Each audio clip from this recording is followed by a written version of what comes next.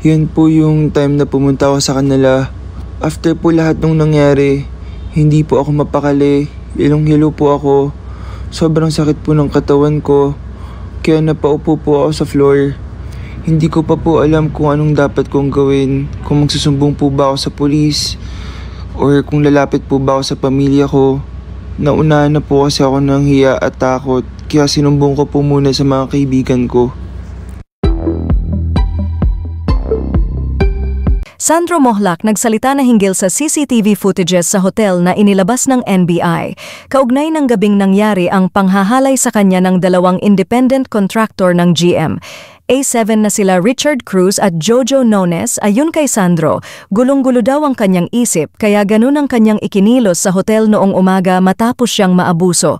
Sa CCTV na inilabas ng NBI, makikita ang pagbalik ni Sandro sa kanyang hotel na tinutuluyan ng 6:53 ng umaga pagkagaling niya sa kabilang hotel na kinaroroonan nila Richard Cruz at Jojo Nones. Napuna ng NBI na mabilis ang kanyang lakad, tila balisa at parang may bumabagabag sa kanya hanggang sa napaupo na lang siya sa isang gilid. Ayon kay Sandro, masama daw ang kanyang pakiramdam at napuno daw siya noon ng hiya at takot. Nagsampa na si Sandro ng reklamong pang-aabuso laban kila Richard Cruz at Jojo Nones. Mariin namang itinatanggi ng dalawa na mayroon silang ginawang mali sa batang aktor. Yan po yung time na pumunta ako sa kanila. After po lahat nung nangyari, hindi po ako mapakali. Hilong-hilo po ako.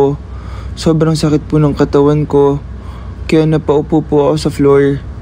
Hindi ko pa po alam kung anong dapat kong gawin. Kung magsusumbong po ba ako sa pulis. Or kung lalapit po ba ako sa pamilya ko. Naunahan na po kasi ako ng hiya at takot. Kaya sinumbong ko po muna sa mga kaibigan ko. Nagpunta raw si Sandro Mulak, dumalaw daw sa sa opisina ng Sparkle. Ano sa palagay mo? Magandang senyal 'yon. Ibig sabihin, kapag dumalaw si Sandro, medyo unti-unti. Konti, maganda yon.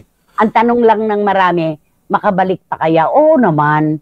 Ba't naman hindi, di ba?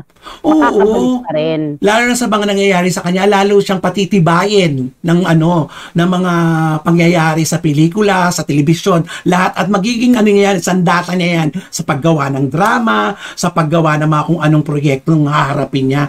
Walang masama dahil malalampasan niya lahat-lahat yan. Magiging famous ka dyan, Sandro Mulak, malay mo, di ba? Sige pa. Nito. Go Romel, diba? sige pa. Sige pa, panabla. Kaya abangan natin, malay mo may nag-aantay sa kanya magandang proyekto. Sabi nga nila, pagkatapos daw ng ulan, may rainbow tayong makikita, di ba? At saka it has to rain first before you see the rainbow, di ba? Naglalabasan na ang mga biktima ng pang-aabuso sa mga lalaki. Ang latest, yung magaling sa spoken chuchu. Ano to?